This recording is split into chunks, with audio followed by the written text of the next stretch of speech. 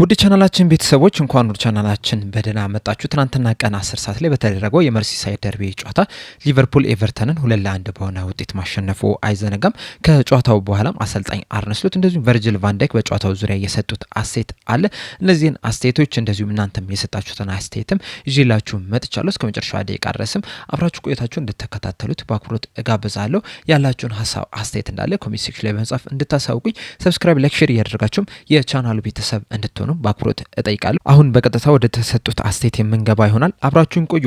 በመጀመሪያ የምንመለከተው አሰልጣኝ አርነ ስሎት የሰጡትን አስተያየት ይሆናል። በጨዋታው ዙሪያ በሰጡት አስተያየት በጣም ፈታኝ የሚባል ጨዋታ ነው የነበረው። በተለይ የመጀመሪያዎቹን 15-20 ደቂቃ ላይ ኤቨርተኖች የተሻሉ መንቀሳቀስ ችለው ነበረ።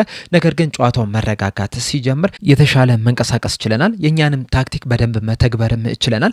በዛም እንግዲህ የተለያዩ ጫናዎችን ፈጥረን ጎሎችንም አሸንፈን ልንወጣ ችለናል። ተጫዋቾቻችንም እስከ መጨረሻው ደቂቃ ድረስ ሲፋለሙ ማየት ችያለሁ። በተለይ በእንደዚህ አይነት ደርቤ ጨዋታዎች ላይ ተጫዋቾች ያለውን ነገር ሲሰጡ ማየት በጣም ነው የሚያስደስተውና ተጫዋቾች በዚህ ጨዋታ ላይ የጠየኳቸውን ነገር በደንብ አሳይቶኛል፣ በዛም በጣም ደስተኛ ነኝ የሚል አስተያየታቸውን ሰጥቷል። በድሉ ዙሪያ በሰጡት አስተያየት ይህንን ጨዋታ ማሸነፋችን ለኛ በጣም ወሳኝ ነገር ነው። በተለይ ደግሞ የሻምፒዮንስ ሊግ ቦታን ይዘን ለማጠናቀቅ ከፍተኛ ጥረት እያደረግን ነውና ይህንን ደርቢ ጨዋታ ማሸነፋችንም ይህንን ቦታ ይዘን ለማጠናቀቅ ከፍተኛ ጥቅም ይሰጠናል። በእርግጥ ከጨዋታው በፊት ብዙም ስለ ደረጃ ሰንጠረዡ አላሳሰበንም ነበረ። ከደረጃ ሰንጠረዡ በተጨማሪም ለክብርም ነበረ በዚህ ጨዋታ ላይ የተጫወት ነው። እንደዚሁም ከ4 ቀናቶች በፊት የሂልስቦሮ አደጋን ማሰብ ችለን ነበርና ለዚህ ክለብ መጮት ምን ያህል ፕሪቪሌጅ እንደሆነ መታደልም እንደሆነ ሁላችንም እናውቃለን። በዛሬው ጨዋታ ላይም ተጫዋቾቹ ይህንን ክለብ መወከል ምን ያህል መታደል እንደሆነ በዚህ ጨዋታ ላይ በደንብ ማሳየት ችሏል። ለደጋፊዎቻችንም ይህ በጣም ትልቅ ስጦታ ነው። በተለይ ደግሞ በኤቨርተን በአዲሱ ስቴዲየም መተን የመጀመሪያውን ጨዋታ በማሸነፋችን ለኛ በጣም ትልቅ ደስታን ተሰምቶናል የሚል አስተያየትን ሰጥተዋል። አያይዞም መጨረሻ ደቂቃ ላይ በተቆጠረችው ግብ ዙሪያ በሰጡት አስተያየት በዚህ ሲዝን በጣም ብዙ ስፔሻል ሞመንቶችን አሳልፈናል ብዬ አላስብም። በእርግጥ በአንዳንድ ጨዋታዎች ላይ በመጨረሻው ደቂቃ ላይ ጎል ማስቆጠር ችለን ነበር። ነገር ግን ደግሞ ከዛ በኋላ ጎል ተቆጥሮብን አቻም የወጣንበት ተሸንፈንም የወጣንበት ጨዋታ አለና በጣም ብዙ ስፔሻል ሞመንቶችን አላሳልፍንም። በዛሬው ጨዋታ ላይ ግን መጨረሻ ደቂቃ ላይ አስቆጥረን ጨዋታውን አሸንፈን ልንወጣ ችለናል። ያ ደግሞ የበለጠ አስደስቶናል የሚል አስተያየታቸውን ሰጥተዋል። በማማርዳሽቪሊ ዙሪያ በሰጡት አስተያየት ከጉዳቱ በኋላ በቀጥታ ወደ ሆስፒታል ተወስዷልና ቀጣይ ምርመራዎችን እየጠበቅን እንገኛለን። እንደኔ ከሆነ ግን በጣም የከፋ ጉዳት ነው ብዬ አላስብም። ነገር ግን ደግሞ በቀጣይ ሳምንት በሚኖረን ጨዋታ ላይ ደግሞ ይሰለፋል ወይስ አይሰለፍም የሚለውን ነገር ሲደርስ አብረን የምንመለከተው ይሆናል የሚል አስተያየታቸውን ሰጥተዋል። በመቀጠልም በድሉና በአጠቃላይ በዚህ ሲዝን ባሳዩት አቋም ዙሪያ በሰጡት አስተያየት እንደ አጠቃላይ ከተመለከትን በዚህ ሲዝን በጣም መጥፎ የሚባል የውድድር ዘመንን ነው እያሳለፍን የምንገኘው። በጣም ምርጥ የሚባሉ ሞመንቶችንም በዚህ ሲዝን አሳልፈናል ለማለት ትንሽ አስቸጋሪ ነው። እንደዚሁም ደግሞ በካራቦ ካፕም መሰናበት ችለናል። በሻምፒየንስ ሊግም በኤፍኤ ካፕም በጣም በምርጥ በሚባሉ ቡድኖች ከሩብ ፍጻሜው ልንሰናበት ችለናል። በፕሪሚየር ሊጉም ደግሞ እኛ ማስመዝገብ ከምንፈልገው ውጤት በጣም የወረደ ውጤትን ነው እያስመዘገብን የምንገኘው። በዚህ ሰዓት ላይ ለሻምፒየንስ ሊግ መፎካከር አይደለም የነበረብን፣ ለፕሪሚየር ሊግ ዋንጫ ለማንሳት ነበረ መፎካከር የነበረብን። ነገር ግን እውነታው ይሄ አይደለም። እውነታውንም መቀበል መቻል አለብን። በተለይ ደግሞ ከሻምፒየንስ ሊግ ጨዋታዎች በኋላ የምናደርጋቸው የፕሪሚየር ሊግ ጨዋታዎች ላይ ነጥብ እየጣልን የነበር ነው። ነገር ግን በዚህ ጨዋታ ላይ ከሻምፒየንስ ሊግ ጨዋታ በኋላም አሸንፈን መውጣት ችለናል። ያ በጣም ነው የሚያስደስተው። በተለይ ደግሞ መጨረሻ ደቂቃ ላይ ጎሉን አስቆጥረን መውጣታችን ለእኛ በጣም ትልቅ ደስታን ይሰጠናል የሚል አስተያየትን ሰጥቷል። በጭማሪ 11 ደቂቃዎች ዙሪያ በሰጡት አስተያየት በዚህ ሲዝን እንግዲህ ሰፋ ያለ የጭማሪ ደቂቃዎች በተጨመሩ ቁጥር እኛ ስንቸገር ነበረ። ቀድመን ጎል እናስቆጥራለን። ነገር ግን ደግሞ በቀሩት የተጨማሪ ደቂቃዎች ላይ ጎል እያስቆጠሩ ነጥብ ስንጥል መመልከት ችለናል። ነገር ግን በዚህ ጨዋታ ላይ 11 ደቂቃዎችን ሲጨመር በዛ ላይ ብዙም ሀሳቤ አልነበረም። ምክንያቱም ወደ መጨረሻዎቹ ደቂቃዎች አካባቢ ከተመለከታችሁ እኛ ነበርን እያጠቃን የነበር ነውና ጎሎችን ለማስቆጠርም በጣም ተቃርበን ነበር። ስለዚህ የተጨማሪ ደቂቃ መጨመር ያን ያህል አላሳሰበኝም የሚል አስተያየታቸውን ሰጥተዋል። በተጫዋቾቹ ዙሪያ በሰጡት አስተያየት ተጫዋቾቹ በዛሬው ጨዋታ ላይ ያሳዩት እንቅስቃሴ በጣም አስደስቶኛል። በጣም ከፍተኛ ጥረት ማድረግ ችሏል። በተለይ ደግሞ ባለፉት 15 ቀናቶች ውስጥ 5 ጨዋታዎችን በአብዛኛው ተመሳሳይ የሆኑ ተጫዋቾችን ነበረ ስጠቀም የነበር። በእርግጥ አንዳንድ ለውጦችን አድርገናል። ነገር ግን አብዛኛውን ከተመለከትን ተመሳሳይ ተጫዋቾችን ነበረ ስንጠቀም የነበረው። እንደዛም ሆኖም ግን በዚህ ጨዋታ ላይ በጣም ከፍተኛ ፉክክር ማሳየት ችሏል።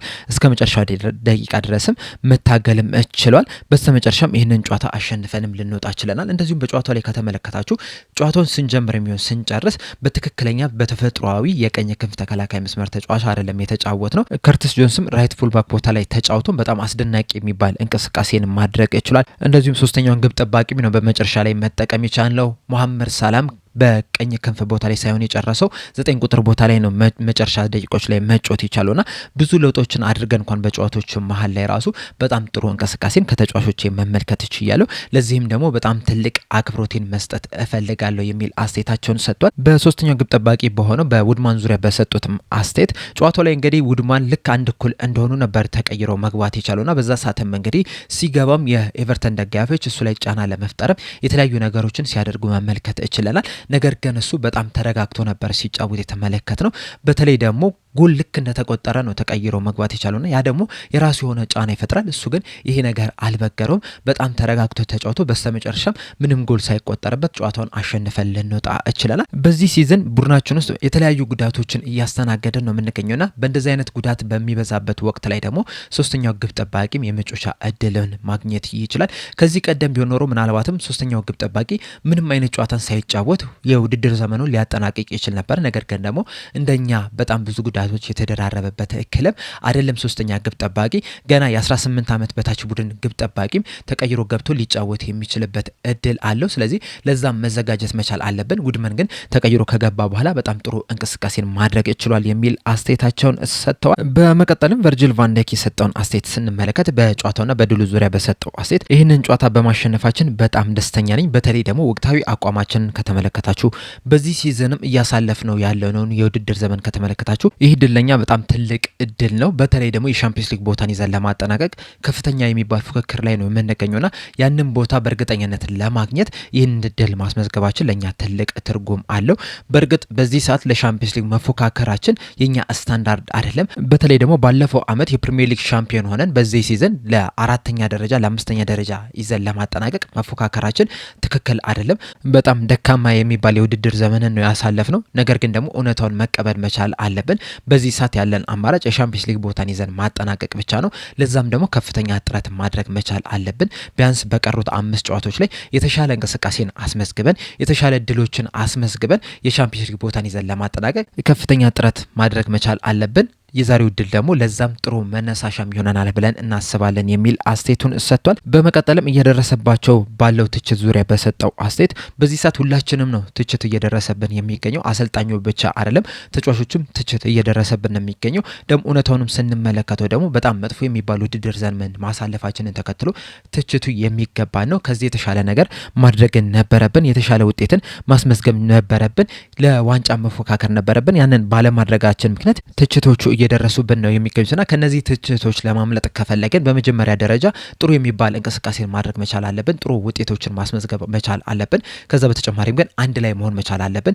ተጫዋቾቹም አሰልጣኞቹም እንደዚሁም ደጋፊዎቹም አንድ ላይ መሆን መቻል አለብን። አንድ ላይ ተጋግዘን ለማለፍም ጥረት ማድረግ መቻል አለብን። በእርግጥ ቀላል እንደማይሆን አውቃለሁ። ነገር ግን አንድ ስትሆን ግን መፍትሄዎችን ማግኘት ትችላለና በዚህ ሲዝን ያሳየነውን ደካማ አቋም ቀርፈን የተሻለ ተንቀሳቅሰን ለቀጣይ አመት የተሻለ ቡድን ለመሆን ዝግጁ መሆን መቻል አለብን። ከፍተኛም ጥረት ማድረግ መቻል አለብን የሚል አስተያየቱን ሰጥቷል። በቀሩ ጨዋታዎች ዙሪያ በሰጠው አስተያየት ከዚህ በኋላ እንግዲህ 5 የፕሪሚየር ሊግ ጨዋታዎች ብቻ ናቸው የሚቀሩትና በእነዚህ 5 ጨዋታዎች ላይ ደግሞ በጣም ከፍተኛ ጥረት ማድረግ መቻል አለብን። እያንዳንዱን ጨዋታ ለማሸነፍ በጣም መፋለም ይኖርበት። የመጀመሪያው ጨዋታ ደግሞ ከፊት ለፊታችን ያለው ከክሪስታል ፓላስ ጋር በሜዳችን የምናደርገው ጨዋታ ነው። ክሪስታል ፓላሶችን እንግዲህ ለማሸነፍ በጣም እየተቸገርን ነው የምንገኘው። ይህ ጨዋታ ግን በሜዳችን እንደመሆኑ መጠን ጨዋታውን አሸንፈን ለመውጣት ከፍተኛ ጥረት ማድረግ ይኖርብናል የሚል አስተያየትን ሰጥቷል። በአጠቃላይ እንግዲህ ቨርጂል ቫን ዳይክና አሰልጣኝ አርነ ስሎት የሰጡት አስተያየት ይህንን ይመስል ነበረ። እናንተ የሰጣችሁትን አስተያየት በጥቂቱ ስንመለከት በመጀመሪያ የምናገኘው ግሩም ቃና የሰጠውን አስተያየት ነው። በሰጠውም አስተያየት እንዲያም እያለ የሻምፒዮንስ ሊግ ስፍራን ለመያዝ ያብቃን እንጂ ከዚህ አሰልጣኝ ጋር እንደሚወራው የሚቀጥለው አመት እንዴት እንደምንቀጥል እኔ እንጃ። ሌላ ደግሞ ከአሰልጣኙ ባልተናነሰ እያስጠሉኛል ያሉ ተጫዋቾች ከርቲስ ጆንስና ኮዲ ጋክፖ ናቸው። እንዴት አንድ ተጫዋች በዚህ ምርጥ እድሜው መብሰልና በቀላል ፓሶች ተጋጣሚን መቅጣት ሲችል ሜዳ ውስጥ መላፋትና መሽከርከር ብቻ አማተር ተጫዋቾች እየሆኑብኝ ነው። አንተ ከርቲስ ጆንስ እንዴት እንዳየከው ገርሞኛል የሚል አስተያየትን ሰጥቷል። በኮዲ ጋክፖ ዙሪያ በሰጠው አስተያየት እኔም እስማማለሁ። በከርቲስ ጆንስ ዙሪያ ግን በሰጠው አስተያየት ሙሉ ለሙሉ አልስማማም። በእርግጥ ከርቲስ ጆንስ አሁንም ችግር ያለበት ተጫዋች ነው። ዋነኛው ችግሩ ደግሞ ኳሱን ቶሎ አይለቅም ነው። ከዛ ውጭ ግን ልክ እንደነ አሌክስ ማካሊስተር እኩል መጮት የሚችል ተጫዋች ነው። ቡድኑም በሱ ዙሪያ ቢገነባ ራሱ ለክለቡ በጣም ከፍተኛ ግልጋሎት መስጠት የሚችል ተጫዋች ነው። በዛሬው ጨዋታ ላይ ከተመለከታችሁ በዚህ በኤቨርተን ጨዋታ ላይ በቀኝ ፉልባክ ቦታ ላይ ነው የተጫወተው። ትክክለኛው ቦታ ላይም አይደለም የተጫወተው። የከርቲስ ጆንስ ትክክለኛው ቦታው መሀል ሜዳ ላይ ነው። ነገር ግን ደግሞ ባለመደው ቦታ በቀኝ ፉልባክ ቦታ ላይ ተጫውቶ ወደ መሀልም እየገባም ጨዋታን ለማስጀመር ጥረት ሲያደርግ ተመልክተናል። ወደፊትም ኳሶችን ለመስጠትም ጥረት ሲያደርግ የተመለከትንበት አጋጣሚ አለ እና በዛሬው ጨዋታ ላይ ባሳየው እንቅስቃሴ በጣም ደስተኛ ነኝ። በእርግጥ አሁንም መከላከል ላይ የሚቀረው ነገር አለ። በተለይ ደግሞ እንደ ቀኝ ፉልባክ ተጫዋች ተጋጣሚ ቡድን ሲያጠቃ ወደኋላ ተመልሶ ኳሶችን ለመቀማት ጥረት ሲያደርግ ያልተመለከትንባቸው አንዳንድ አጋጣሚዎች አሉ። እንደዛም ቢሆንም ግን የመሀል ሜዳ ተጫዋች ሆኖ በቀኝ ፉልባክ ቦታ ላይ እንደተጫወተ ተጫዋች ግን ጥሩ የሚባል ምሽትን አሳልፏል ብዬ ነው የማስበው። ይህን ተጫዋች እንግዲህ ሞር የመጮቻ እድል ቢሰጠውና መሀል ሜዳ ላይ ቢያስገባው በተለይ አሁን ከራያን ግራቨንበርክ እንደዚሁም ደግሞ ከዶሚኒክ ሶቦስላይ ጋር ቢያጣምረውም ቡድኑ ጠንካራ መሆን ይችላል የሚል ግምት ነው ያለኝ። በእርግጥ አሁንም ማሻሻል የሚገባቸው ነገሮች እንዳሉ ግን መዘንጋት የሌለበት ጉዳይ ነው ብዬ ነው የማስበው። ኢዮብ አግማስ በሰጠው አስተያየት ዛሬ ያስመረኝ ጉዳት ነው፣ በወደቁ ቁጥሩ መሳቀቅ ሆነብኝ። ዛሬ መሀሉ የተወሰነ የተሻለ እንደሆነ ነው የሚሰማኝ። እንደኔ ግን ማካሊስተር መሀሉ እንዲበለጥ እያደረገ ይመስለኛል። አቋሙ ወርዷል። ግራቨንበርክ እንዲጋለጥ ሲያደርገው ነው የቆየው። ጆንስ ቢሰለፍ ባይ ነኝ። ሳላህና ቨርጅል ቫንዳይክ ማግባታቸው ግን በጣም አስደስቶኛል የሚል አስተያየትን ሰጥቷል። በዚህ ሀሳብ እኔም እስማማለሁ። አሌክሲስ ማካሊስተር በዚህ ሲዝን ለፕሪሚየር ሊጉ የሚመጥን ተጫዋች ሆኖ አይደለም እየተመለከት ነው የምንገኘው። ሊቨርፑሎችም እሱ በገባ ቁጥር በፊዚካል ደረጃም በጣም እየተበለጠ ነው የሚገኙት። ፈጣን አይደለም፣ እንደዚሁም ደግሞ ጠንካራም የሚባል ተጫዋች አይደለም። ያ ደግሞ የመሀል ሜዳው እንዲጋለጥ እያደረገ ነው የሚገኙት። ተጋጣሚ ቡድኖች በቀላሉ በመሀል ሜዳ እያለፉ ነው የሚገኙት። ከርቲስ ጆንስ መሀል ላይ ሲገባ ቢያንስ ፊዚካሊ ጠንካራ የሚባል ነው። እንደዚሁም ከአሌክስ ማካሊስተር አንጻር ፈጣን የሚባል ተጫዋች ነውና ለሊቨርፑልም ከአሌክስ ማካሊስተር በበለጠ ጥንካሬ መስጠት ይችላል። ከዚህ ቀደም የተለያዩ የመጮቻ እድል ሊሰጠው ይገባ ነበረ። ከዚህ በኋላም በሚቀሩ ጨዋታዎች ላይ የተሻለ የመጮቻ እድል ሊሰጠው ይገባል ብዬ ነው የማስበው። ሲዝኑ እንግዲህ ከተጀመረ በኋላ በተለይ ደግሞ አሌክስ ማካሊስተር አቋሙ እንደወረደ ከተመለከትን በኋላ ራሱ ከርቲስ ጆንስ በቋሚነት መጀመር አለበት ስል ነበር በተደጋጋሚ። በእርግጥ የተወሰኑ ጨዋታዎች ላይ በተከታታይ መጀመር ችሎ ነበር። በነዛም እንግዲህ ጥሩ የሚባል እንቅስቃሴን ሲያደርግ ተመልክተን ነበር። ከዛ በኋላ ግን አሰልጣኙ በምን ምክንያት እንደሆነ በማይታወቅ መልኩ ለተከታታይ ጨዋታዎች በቋሚነት ሳያስጀምሩ ተቀርቷል። አሌክስ ማካሊስተር ደግሞ በጣም መጥፎ በሆነ አቋሙ ራሱ በቋሚነት ሲጀምር መመልከት ችለናል። አሁን ላይ ደግሞ የተሻለ የመጮቻ እድል እየሰጡት ነው የሚገኙት። በቀጣይ 5 ጨዋታዎች ደግሞ ምን ያህል የመጮቻ እድል ይሰጡታል የሚለውን ነገር እንግዲህ አብረን የምንመለከት ይሆናል። ኃይሌ በሰጠው አስተያየት ሊቨርፑል ዛሬ ወሳኝ ድል በማስመዝገቡ ደስ ብሎኛል። እናም መሻሻል ያለበት ነገር አለ። እናም አሁንም በመሀል ሜዳው ላይ ተበልጠን ነበረ፣ ግን ይህን ማስተካከል ያለብን ጉዳይ ነው። እናም እስከ 25 ወይም 30 ደቂቃ ጥሩ ነበረን። በመጨረሻም ደቂቃ ከተጫዋቾቹ አልበገርነትን አይቼባቸዋለሁ። በዚህም ይቀጥል እላለሁኝ። አሳሳቢው ነገር የማማርዳሽቪሊ መጎዳት ነው። ይሄ ጥሩ ዜና አይደለም። ሶስተኛው ግብ ጠባቂም ብዙ የመጮቻ እድሎችን ስላላገኘ ምናልባትም ይህ ነገር እንዳይጎዳኝ ፍራቻ አለኝ። እንደኔ ሀሳብ ሌላው ትርፍ ነው የሚል አስተያየቱን ሰጥቷል። ግሩም ታምሩ በሰጠው አስተያየት ሰላም እንኳን ደስ አለን፣ ውጤቱ ነው ያስደሰተኝ። ሮበርትሰንም ይግባ ያልኩት ለዚህ ነው። አብዛኛው ጥሩ ነበሩ።